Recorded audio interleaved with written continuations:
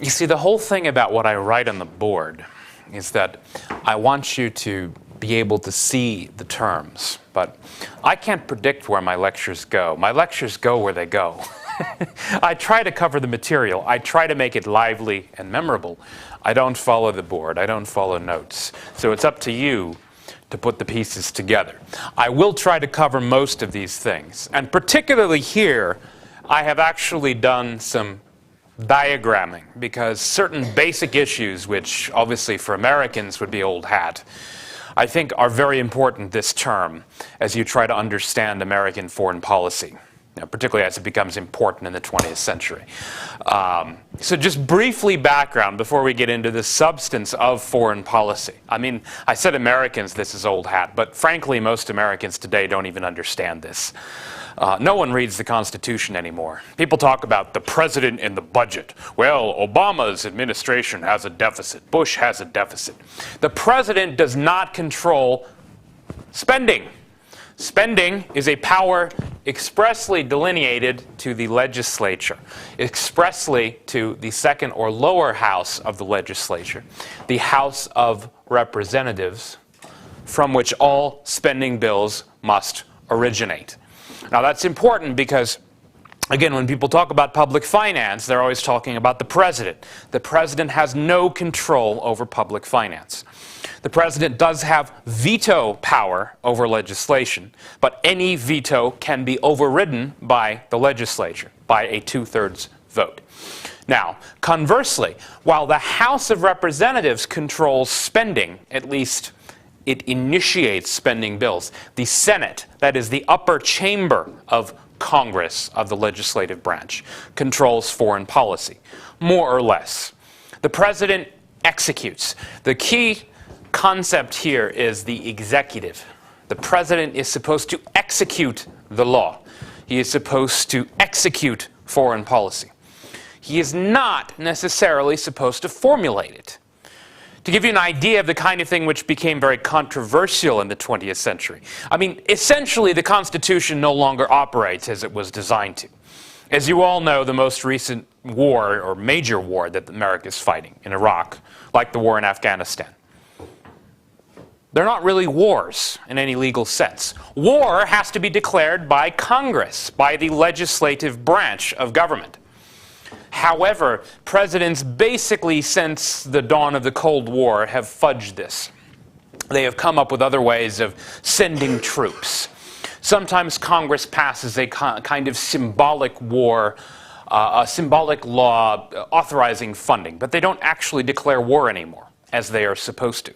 So the president does not have the ability to declare war. I talked about that the other day when I talked about Wilson bringing America into World War I, or FDR, that is Franklin Delano Roosevelt, bringing America into World War II. The president does not have the power to declare war. The president must convince Congress that war should be declared. Theoretically, Congress is supposed to declare this on its own.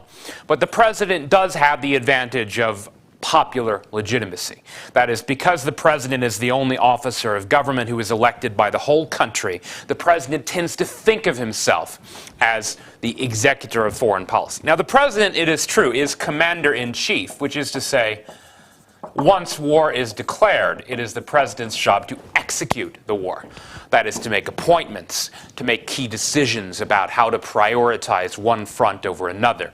In practice, of course, war is so complex in the modern world that you need a lot of lieutenants and sub-lieutenants and so on to make the decisions. But it's important to keep all of this in mind, because important as the president is, and people always talk about an era, right? The Bush era, or the Wilson era, or the Obama era. You know, people talk about the deficits right now in American government, and they talk about, let's say, how the Bush deficits led into the Obama deficits. Well, it's true. There have been deficits under both presidents. However, it is actually more important if you look at Congress. People, for example, talk about how the Clinton era had better fiscal policies. The budget was quote-unquote balanced in the Clinton era. Well, that's true. It was budget it was basically balanced more or less in the last several years of Clinton's terms when Congress was controlled by the Republicans, that is, by the other party. That's not actually an accident. It's not that one party is necessarily better, quote unquote, than the other when it comes to fiscal policy. But when government is split, you tend to have more conservative spending policies, basically because one side does not want to give the other side what it wants. Now, the whole idea then, which underlies this system of governments, you hear another phrase sometimes, the checks and balances. The separation of powers. That is, the whole thing is designed to keep too much power from inhering in any one individual or branch of government. The president was never supposed to be a king or a tyrant or a dictator. The president's power was supposed to be strictly limited. The third branch, which I haven't talked about, it's less important for foreign policy. The judicial branch, represented at the federal national level by the Supreme Court. This is supposed to interpret the laws, which is to say the judicial branch reviews the laws. It's called judicial review.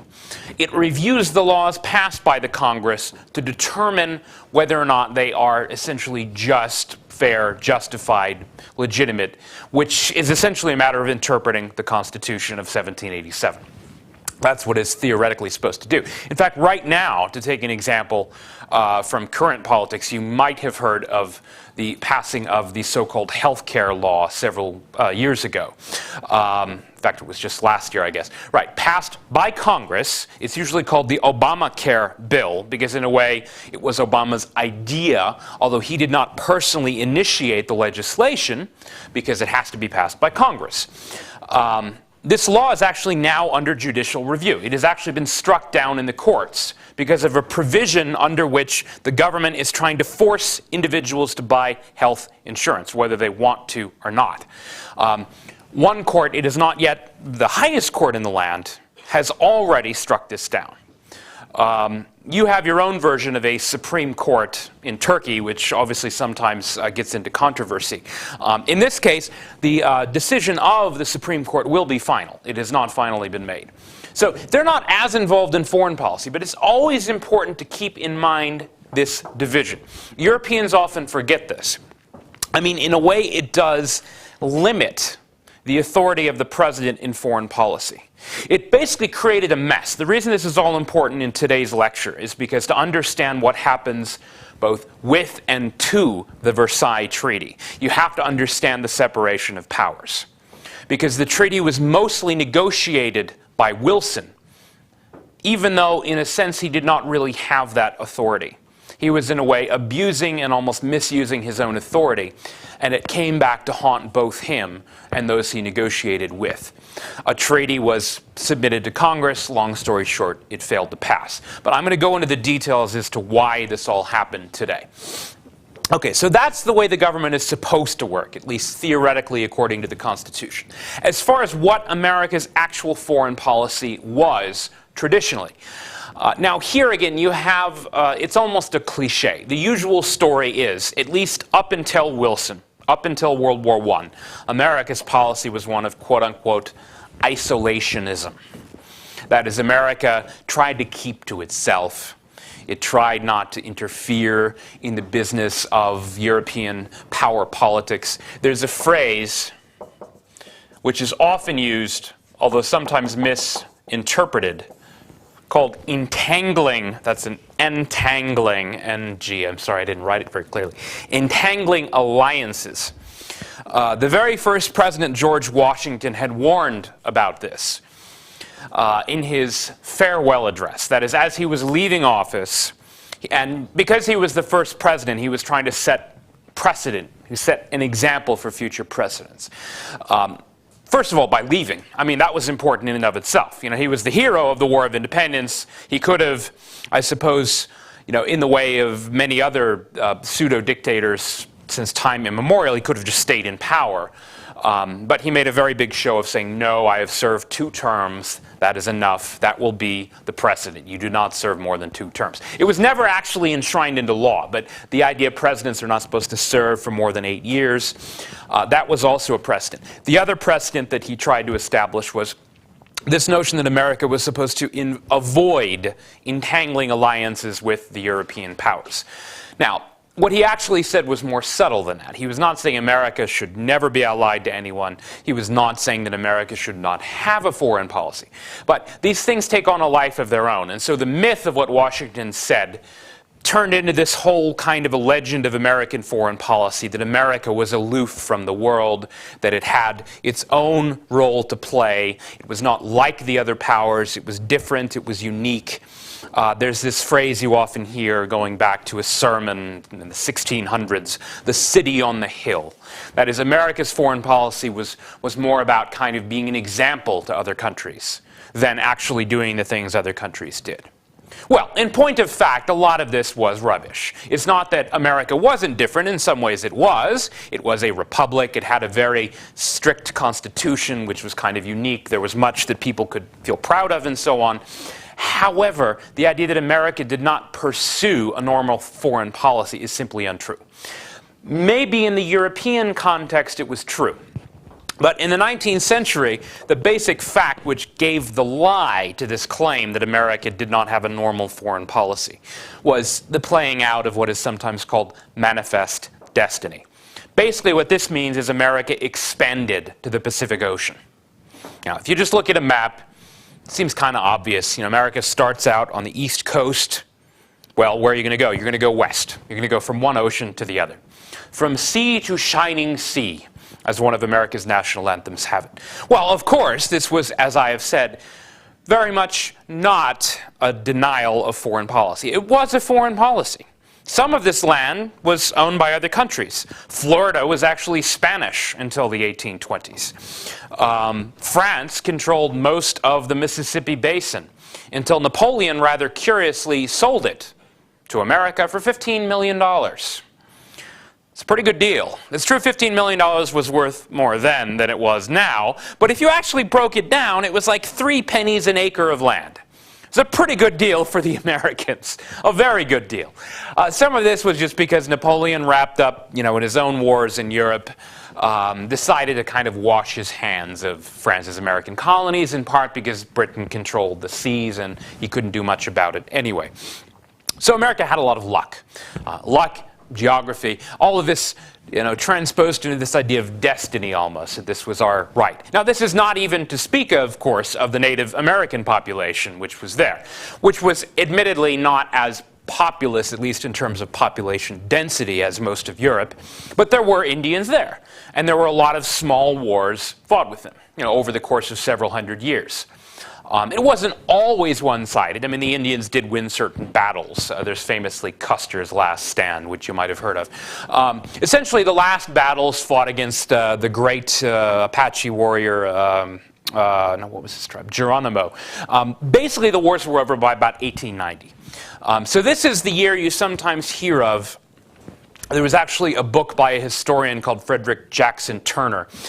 And he made an interesting argument about it. He said that the whole idea of the frontier, that is, of this constant moving boundary, was critical to America's kind of self-identity. Now, his argument was philosophical. There's actually a much more basic economic argument to be made, that this is one of the reasons why America became a middle-class country, which sounds like a very basic thing, but in fact is anything but. It tells you a lot both about America, about what made it different and unique. Now, some of it, again, was just luck, geography. It meant that land was cheap. Labor was more expensive. In Europe, it was the opposite. There were a lot of people, so labor was cheap, and land was expensive. So America had all these great advantages. The class distinctions were not as extreme, even though you did get great inequalities of wealth and so on. But that basically this whole notion that if it ever got too crowded, you could just go west. Go west, young man. Oh, westward ho, to California ho. That was a song about the gold rush. But the idea was like you'd go west. So this was part of America's self-identity, but it also had a role to play in foreign policy. To some extent, while the frontier was still being closed, that is, while there were still lands to conquer from the Indians, America didn't really pay a lot of attention to the affairs of Europe. There were more important things at home. So that Europe, conversely, did not pay all that much attention to America, at least as a kind of foreign policy object. Europe invested a lot in America. In fact, Americans have forgotten this. They like to think about free trade. America's never been a free trading country. Britain was. America never. Basically, America had pretty high tariff barriers for most of the 19th century. America did encourage foreign direct investment. And for the most part, America was a commodity exporter back then. Wheat, grain, and as I mentioned the other day, oil. America was actually the world's leading producer by leaps and bounds of oil. It wasn't even close. But so, America had plenty to keep it busy at home. Uniting a continent, building the railways, defeating the last kind of Indian resistance. All of this was America's foreign policy until basically the 1890s. But then it was done. The country was unified from sea to shining sea. There was no more opposition. Naturally, America, having become not only a large country but a rich one, began to look outward. Some of this, again, is a simple matter of demography. Just like Europe had a demographic boom in the 19th century, which helps to explain colonization, America had the same thing. There was enough land in America, to be sure, but America was now a rich country with serious interests around the world. It exported a lot, it imported a lot, and perhaps inevitably it developed interests in other countries. The first concrete manifestation of this was the Spanish-American War of 1898, which began on one of those somewhat falsified pretexts. Supposedly a battleship was sunk. That is, an American battleship was sunk by the Spanish. It turned out it was actually just a fire in the boiler room. Later forensic research established the whole story was false. But it was, whipped up by the papers into a kind of big cause. Spain was, frankly, kind of an easy opponent. Spain, by this point, was an also-ran. So the Americans rout the Spanish. They kicked them out of Cuba. Cuba, for a while, wasn't a colony exactly, but it was definitely a kind of protectorate of the Americans. There were other Spanish colonies in Asia, the Philippines. America, as I probably mentioned, already has this kind of protectorate over Hawaii, which is not yet a state. But so America now has policies in the Pacific Ocean. Cuba is, of course, off the coast of Florida, so you have the Caribbean and the Atlantic Ocean.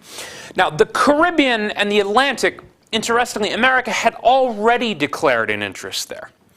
In a way, it was premature, but all the way back in 1823, President James Monroe gave his name to the so-called Monroe Doctrine, which roughly stated was this: America would not allow any other power, meaning European power, to quote-unquote interfere in the Americas, which is to say the Caribbean, Central America, what is now kind of Mexico down to Panama, and South America. It was rather a presumptuous statement to make for a country that had basically neither an army nor a navy. But the idea was, again, part of this, we're different than you and we don't want you messing around in our backyard. Now, in practice, the only reason it had any significance at all is that the British rather cynically said, okay, you don't want any other powers messing around in Latin America. That's fine. We'll take it over for ourselves. We just won't pretend like we're doing it. Basically, if you actually look at the British Empire in the 19th century, I mentioned this last term, there's a lot of talk about Africa and the scramble for Africa, but Latin America was far more significant to the British Empire in terms of trade, investment, all the rest. It was just an informal empire. It was not a declared empire. So Britain, the Navy, basically keeps the other powers out, which allows the Americans to kind of think like their doctrine actually worked. But now things are different. By about 1900, it's actually becoming reality. Now, America now has serious interests in Latin America, serious interests in the Caribbean and places like Cuba. It has, that is, interests in both the Atlantic and the Pacific Ocean. Hence, very rapidly, it decides to construct the Panama Canal, which in some ways was sort of like the Western Hemisphere's version of the Suez Canal. Obviously it's an end around. It saves you from going all the way down around South America. And it was very deliberately built as part of a new muscular foreign policy, which we associate with Theodore Roosevelt. I'm going to call him in shorthand basically TR, because I think that's the easiest nickname, although he had others. Rough Rider, this comes from, he actually fought in the Spanish-American War in Cuba. And, his unit was called the Rough Riders. They were like a cavalry unit. At times, he was also called the Bull Moose. It's because Now, oddly enough, I mean, he was born, he's one of those children who had to overcome difficulties, like he had asthma, breathing difficulties. But partly for that reason, he really exercised vigorously. He became an avid sportsman and horseman. This was part of the whole kind of fabric of the era, too. There was a dark side to it, too, the kind of, the racial obsession, social Darwinism, the whole idea about, certain races were stronger than others. He wasn't a particularly virulent racist. In fact, he was pretty good in that regard. But the idea was like physical fitness was part of it. You were supposed to prove your fitness, strength, honor. All of these things were virtues which were particularly held by the Anglo-Saxons, as they called themselves. People like TR, he didn't have the old resentment of the English that earlier Americans had. He saw himself almost as like part of a common race with common interests. He thought Britain and America basically were similar. They were both like trading countries. They had a lot of similar interests around the world. They spoke the same language. They played some of the same sports, although America kept changing the rules.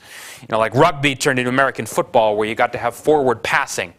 Whereas in rugby, you have to pass it backwards. Like weird little things like that. But basically, same sport, same interests. So his vision of America was very different. Look, forget about this city on the hill stuff. We're a big power. We have real interests. So they build the Panama Canal. The Navy goes from like virtually zero in the course of about 5 or 10 years to more or less a rival to Britain. They become basically the second largest naval power in the world. It's a two-ocean navy. They now have a navy in both the Pacific and the Atlantic. The army is still pretty small.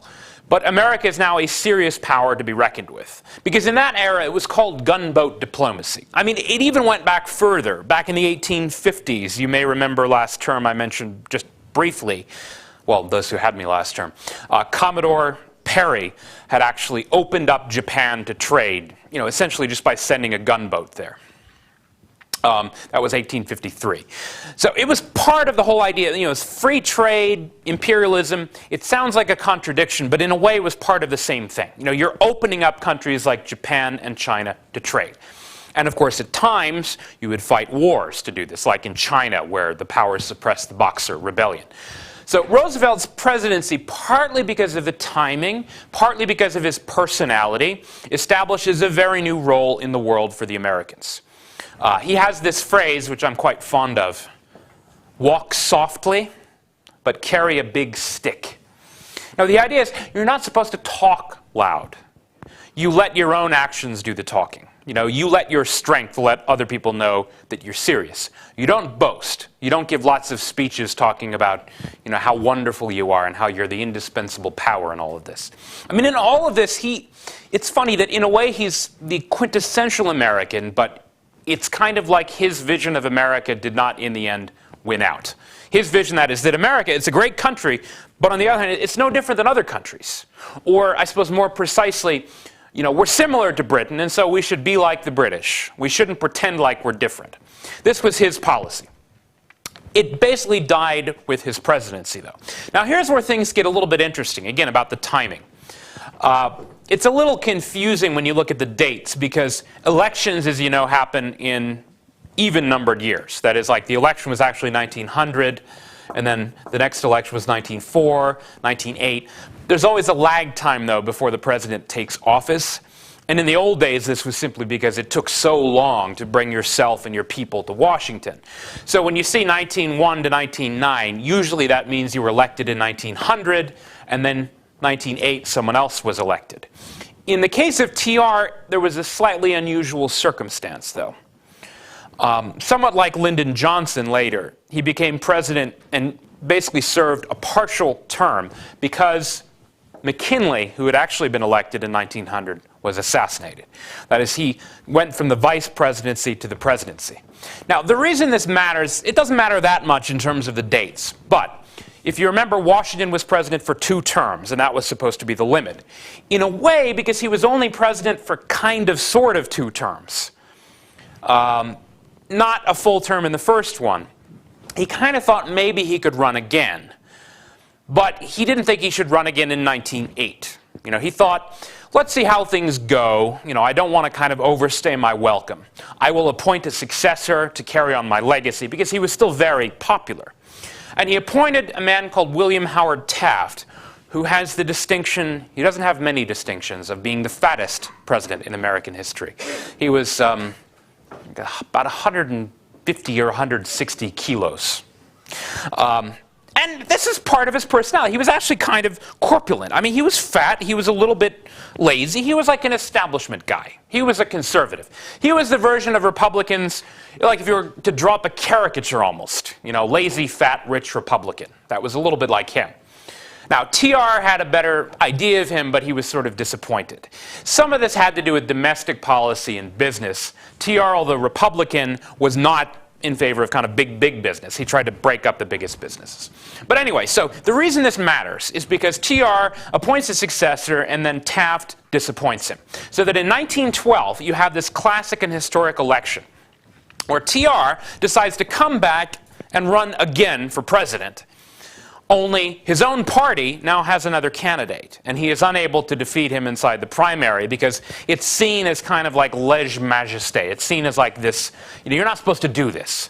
It might happen actually next year if Hillary decides to challenge Barack Obama. But it's usually not done because it's seen as like a bad sort of thing for inter-party politics. That said, he was much more important than Taft was. I mean, much more popular, much more liked, much more respected. Wilson was basically just the lucky guy. He was the Democrat who benefited from the Civil War between these two Republicans. Now, there's another interesting aspect of this election. The reason I mention it at all is also that TR, he's a bit older now. He was very young when he became president. He was like 42. By this point, so that would make him, he's like 53. So he's still a pretty young man. He's vigorous. He's on the stump. He's giving a speech about who knows what, probably foreign policy. He gets shot while he's giving the speech. The doctors tried to like carry him off the stage, and he said, "No, get away, stand down, I'm not finished." And he went on and he finished the speech. I kid you not, like he spoke for another 20 minutes before he actually took the medical care. That was the kind of guy he was. That's why they called him the Bull Moose. Well, the Bull Moose did not win. Wilson won. And Wilson was about as un-Bull Moose as you can imagine. He was a professor. He was a theologian. He was the president of Princeton University. He was also a Democrat. Now that requires some explanation. These days we think of the Democrats as the party of the left. That's not really how they started. In fact, the Democrats in this era were still the party of slavery. That's what they had been. The Democrats were the party of the Old South. Now, paradoxically, we like to think it left and right doesn't really make sense. The Republicans were, it is true, the party of kind of business and the business establishment. But that was mostly the North. The Democrats were the party of like poor white farmers. And then increasingly in the 20th century, they also get the urban people, the city people, the ethnics, the immigrants. There's a kind of an unwieldy coalition, like Southern white racists, basically, and then kind of urban ethnics, you know, Irish and Bulgarian or whatever. They were, though, the party of the South. So Wilson, despite all this rhetoric about democracy, blah, blah, blah, blah, blah, he was actually a racist. In fact, he literally segregated the White House, like white and black bathrooms, like that. So it's important to keep that in mind. It's sometimes the most exuberant kind of rhetoricians of democracy and progressive causes who are the biggest hypocrites. And Wilson was definitely like that. So, when it came to foreign policy, again, there's a lot of humbug here. You know, he's the man who doesn't want to fight. He runs for re-election in 1916, basically on the slogan of, "He kept you out of the war." And then, of course, the very next year, he enters the war. So Wilson, again, how much you believe the rhetoric, he was sincere, I think. It's just, I don't know if he always understood exactly what he was preaching. TR was very different. I mean, TR actually said in 1914, he said, look, we should have gone to war right away on the side of Britain and France. Not because they were democracies or blah, blah, blah, blah, blah, blah, blah, but just because America had the same interests as they did. America did not want Germany to dominate the continent, then Germany would become a threat to America. That's what he said. But remember, he's not the president. So Wilson prevaricates, and then he waits, and then, 3 or 4 years later, America does join the war, but in this kind of strange way. America is associated but not allied. America fights Germany, but America does not declare war on Austria-Hungary or Bulgaria or Turkey. America is fighting to make the world safe for democracy. All of these phrases come into play. Finally, by the end of the war, though, the Germans are beaten, mostly because, remember, the Americans send over this huge army, even if they didn't fight that much. Now they have to figure out what this all means. Self-determination, democracy. What does it mean? Are you literally going to break up these empires? Wilson might have done better, I think, if he had stayed behind, that is, in Washington, and just kind of from time to time commented on what was going on at Versailles. Versailles, the treaty, roughly speaking, is from about January to July of 1919 when it was negotiated, and then it was imposed when the Germans accepted it, more or less at gunpoint that summer. Now, they're dealing with all kinds of problems, everything from the Russian Revolution, which I'll talk about next week, obviously the Ottoman Empire, where they come up with the strategy of, as they call them, mandates, which is just, a polite word for colony, which is basically what they were. Then what to do about Austria-Hungary, which gets broken up into all these states. Wilson, actually, he's sort of almost horrified to learn, eventually, how complicated the issue actually is. That, the Croats and the Slovenes, they don't like the Serbs, and the Serbs hate them, and the Czechs and the Poles don't get along. And you learn all of this stuff that, wow, self-determination turns out to be a bit more complicated than I thought. Well, all of that was interesting, but Wilson eventually just decided, more or less, to sort of, as we say in American English, to punt. That is, I don't really know that much about it, so let's do the best we can. He doesn't get that much into the details. Increasingly, he obsesses with one single idea. I call this putting his eggs in one basket. That is, of course, the League of Nations. It's kind of like Wilson realizes his vision, his dreams are not really going to work, but maybe if we have this League of Nations, that will make everything all right. That is, all of the sovereign countries will all sit together in this League of Nations, and they will guarantee all of the new borders, and everyone will, sing Kumbaya, and there will be no more war. The discussion is they're going to call it collective security.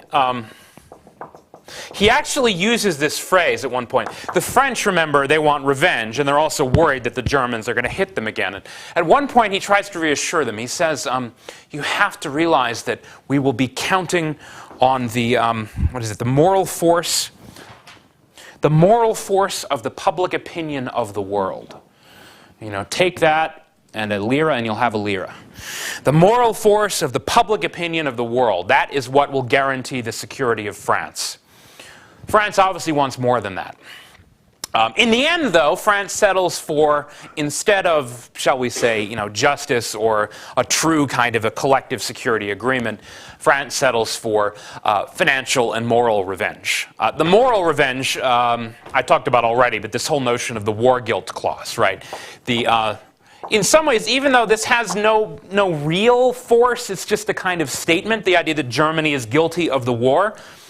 It has huge political consequences because the Germans, particularly the parties of the kind of Völkisch right and left parties like the Nazis, they seize on this, they say this is unjust, unfair. More important than this, though, of course, in the long run, was the reparations.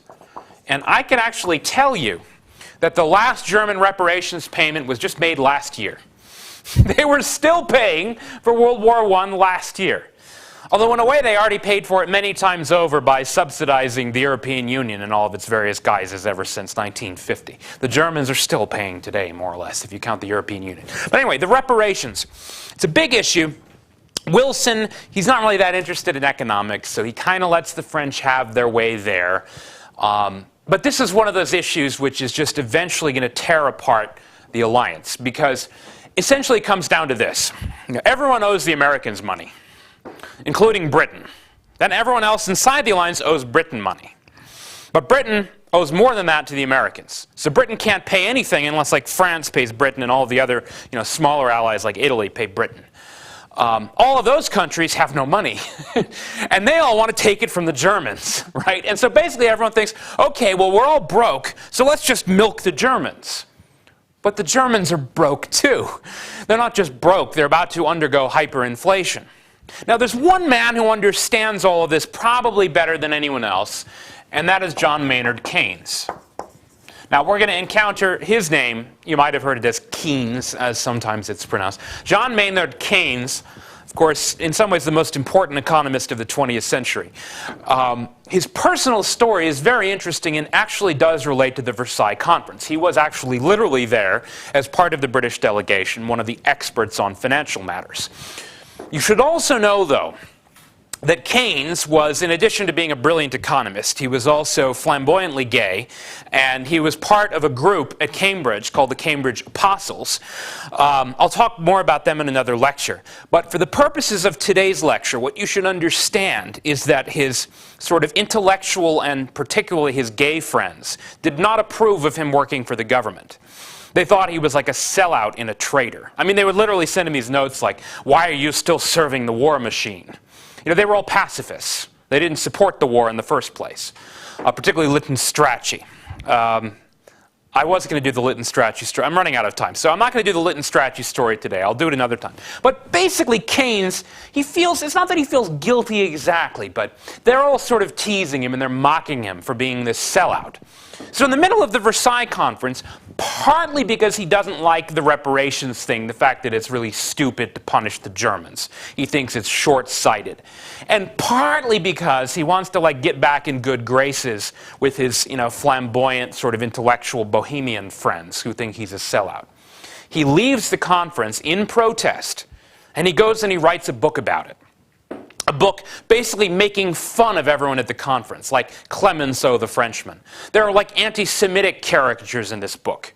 There's a serious political argument too, and he was not entirely wrong. I mean, he basically said, look, the book was actually called literally The Economic Consequences of the Peace.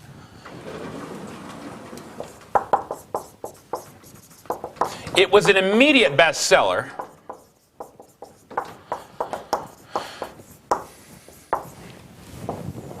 A denunciation of the treaty after it was actually ratified, which was a bestseller not just in England and in Europe in various translations, but in the United States. And its arrival in the United States was very peculiarly and perfectly timed. The treaty, remember, was kind of ratified in the summer. It's that fall, though, that the proverbial excrement really hits the fan. And that's because it has not yet been passed by the U.S. Congress. Now, Wilson, remember, as I have said, had, in the course of just all of these kind of petty little negotiations about borders and ethnicities, he had kind of lost interest eventually. By the end of the conference, he said, okay, fine, do what you want, just give me the League of Nations.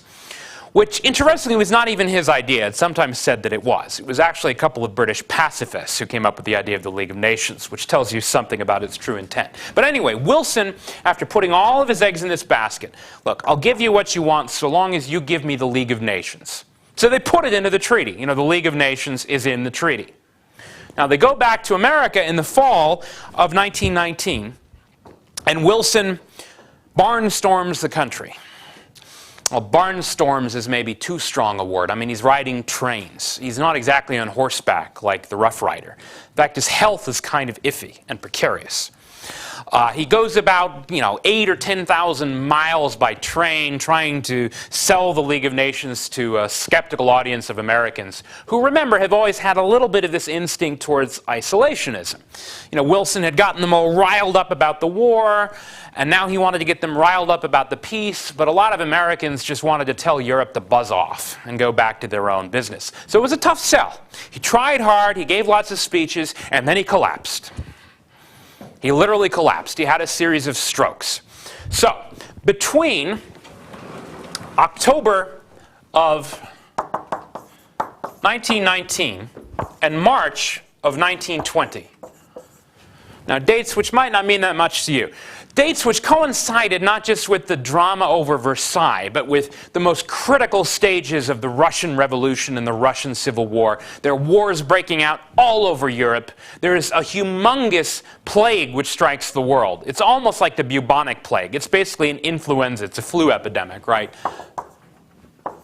During this crucial, critical time, the breakdown of order all over the world, America's president is a vegetable. I mean, quite literally. He's an invalid. He can't get out of bed. He can barely talk. He can barely move. Weirdly, though, neither he nor his doctors allows him to be declared incompetent. That is, they still claim that he's the president, even though he's basically a vegetable. So who becomes the real president? Does anyone want to guess? Vice president? Well, you might like to think that, and that would probably have been better than the actual circumstance, which was that his wife became the president. Now, Mrs. Wilson. Now, again, I don't want to sound misogynistic. I mean, there are some great female leaders in human history. There have been some great queens, great prime ministers. You know, Benazir Bhutto was very courageous. Margaret Thatcher, the Iron Lady. Mrs. Wilson was not Margaret Thatcher. Mrs. Wilson had not been to school. Well, actually, she attended school for 2 years. Okay. She was barely literate. Like, she wrote like, hello, like, that was like her handwriting. She couldn't even really write properly. And for, what, like 15, 16 months, she was the president of the most powerful country in the world. She would essentially forge Woodrow Wilson's signature. And so, more or less what she did, I mean, it wasn't that much mischief, but basically, like, she fired a lot of people she didn't like. You know, like, she fired the Secretary of State, and she appointed this lawyer who, like, what the hell? I'm Secretary of State? I don't know what I'm doing. So America pretty much just didn't have a government. You know, the whole State Department, the whole foreign policy apparatus is just, like, impotent, basically. But more significantly, in the fall of 1919, this is, remember, when the treaty is being discussed in Congress, which, remember, has to ratify treaties. The Senate has to ratify treaties by a 2/3 vote. The president does not have that authority. Wilson, yeah, again, it's not that he was dead. I mean, from time to time he would, you know, be coherent enough to say something. But basically he was out of the picture. He was no longer involved in Congress, except that his wife basically said no compromises. Now, there was a man in Congress, just the one name you might want to remember. There were a lot of other people who opposed the treaty too. But the key figure was Henry Cabot Lodge. Now, he was Republican. The Republicans now controlled the Senate. You remember I talked about, like, divided government. Wilson is a Democrat. The Republicans control the Senate. And so it's sort of a tough sell to begin with because the Republicans are a bit skeptical. They were also a little bit more realistic in foreign policy, a little bit like the Rough Rider, the Bull Moose. You know, they didn't want, like, crusades. They didn't want America going around turning everyone into Democrats everywhere. You know, they thought that was kind of silly. They also thought that the League of Nations, by essentially forcing America to guarantee everyone's borders, like, indefinitely. I mean, it was a little bit like what the first Bush said about the New World Order, you know, in the first Iraq War. I guess it sounds kind of nice, but if you think about it in reality, the idea that, like, every border in the world is supposed to be sacrosanct, and every member of the League of Nations is supposed to be willing to go to war to preserve every border around the world, when you really think about it, it's kind of absurd. And so what Lodge said was, I will not accept the treaty either with the League of Nations. We can either dump the League of Nations or we can revise it somehow so it's more realistic. You know, in part by making sure Congress has a say in the declarations of war, because that was the other problem. Supposedly the president is saying, now I will guarantee all these borders and fight if we have to. But remember, the president doesn't even have the power to make war. He's done this without even consulting Congress. So Lodge had a very good point. And what Lodge wanted to do was to work with the treaty, but to revise it. So he proposed amendments. That is, he proposed changes to the treaty. Now, when they first voted on the treaty, that is Wilson's version of it with the League of Nations full stop, it failed outright. The vote was something like 39 in favor and 53 opposed. Dead on arrival. You remember, you need 2/3 of a vote, and that was even less than 50%. Now, Lodge then put forward his own version, the more realistic version, saying, look, you know, we want to have something to work with. We don't want to tell the Europeans just to go stew in their own juices. We want to stay involved, kind of, but we want to do it on our own terms. And his proposal was more popular, in part because, of course, he controlled the majority party. And his version passed by 49 to 35, except that it didn't pass because it wasn't 2/3 of the vote. There were a number of abstentions. 2/3 in the Senate. Actually, there weren't 50 states then.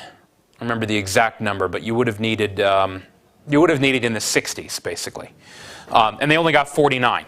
The reason is because Wilson, basically from his sort of like invalid's position via his wife, told all of the Democrats to essentially compromise over my dead body. Do not vote for these amendments. And so just a couple Democrats did, but almost none of the Democrats voted for the amended version.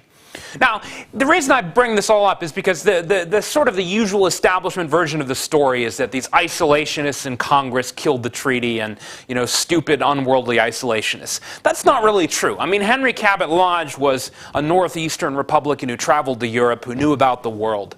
Wilson was the one who wouldn't compromise. I mean, it's kind of the tragedy of Wilson. He had put all of his eggs into this basket of the League of Nations, his great dream, and then the thing was killed. Dead on arrival, or as Warren Harding, the next president, put it, as dead as slavery. This was a way of kind of teasing the Democrats, because they were the party of slavery. So the treaty goes down to ignominious defeat in the US Congress. So you now have a situation where the European countries, particularly France, who didn't even like the idea of the League of Nations. They thought it was a stupid idea. They'd gone along with it only to keep Wilson happy. That is, they did it to make the Americans happy. The Americans then kill the treaty and decide not to join the League of Nations. So the League of Nations was not just unrealistic. It was also, from the very beginning, essentially dead on arrival because the Americans weren't participating. Now, it's true America had withdrawn most of its troops, so America no longer had that large of an army.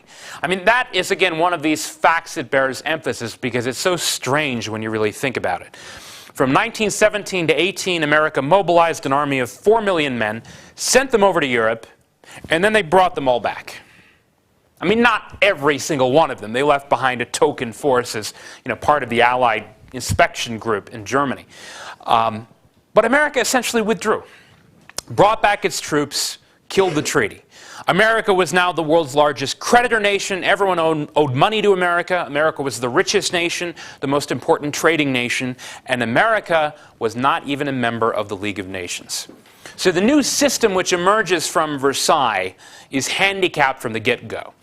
Now, I talked about Keynes. I mean, we'll come back to him again and again. The thing I want to talk about now, though, just very briefly, is the argument that he made about the Versailles Treaty, that it was fundamentally unjust. It punished the Germans too much. You know, the war guilt clause wasn't fair or wasn't smart. The reparations were too heavy and too onerous. In every sort of economic sense, he was probably right. The Germans definitely couldn't afford it. This was borne out in practice. Germany undergoes a hyperinflation, you know, which helps bring Hitler to prominence and all of that. It also didn't make sense practically, you know, because America is owed all this money by all these other countries, and, you know, they can't really pay, and the only country which they're trying to get to pay is Germany, and they're just bankrupting Germany. I mean, what Keynes said is, look, you know, if you want to milk Germany, if you want to, like, take milk from Germany, fine, but don't ruin her first, because otherwise she won't be able to pay anything.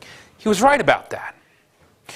The way he made his argument, though, essentially convinced public opinion in England and America that the whole treaty was unjust and invalid and should not essentially be enforced or supported. America literally didn't ratify it. Britain ratified it, but with reservations, where a whole swathe of public opinion and eventually even a number of governing officials and eventually people in the government don't really believe in it. They don't really believe in the reparations. They don't really believe in punishing Germany. They think, a lot of them, that Germany should probably have been given a fairer deal.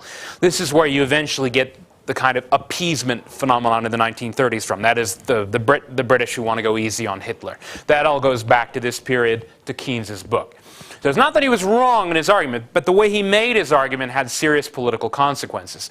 And eventually leads to this huge split between France on the one hand and the Anglo-Saxon countries, that is England and America on the other. France feels betrayed, like they've been, you know, suffered more than anyone else in the war. They needed revenge, and then her own allies, Britain and America, sold her out. France was supposed to be the guarantor of the treaty in terms of, like, army and troops. But France, of course, was beaten, battered, and broken, and had basically no ability to actually police the treaty. In the end, France really would have preferred to rely on American force, but as Wilson had promised them, you must trust us. You must rely on the moral force of the public opinion of the world. Well, in the end, that wasn't really enough. So that's it for today, because I can tell I think we're kind of towards the end of the hour. I hope I've done a slightly better job of covering the material that I've written on the board. Please do, if you have not done so, read either the Johnson or the Kissinger on all of this. And for next week, really, I think the Johnson book is the one to read, the second chapter, where he's going to talk about the Russian Revolution. Okay? So I'll see you Wednesday.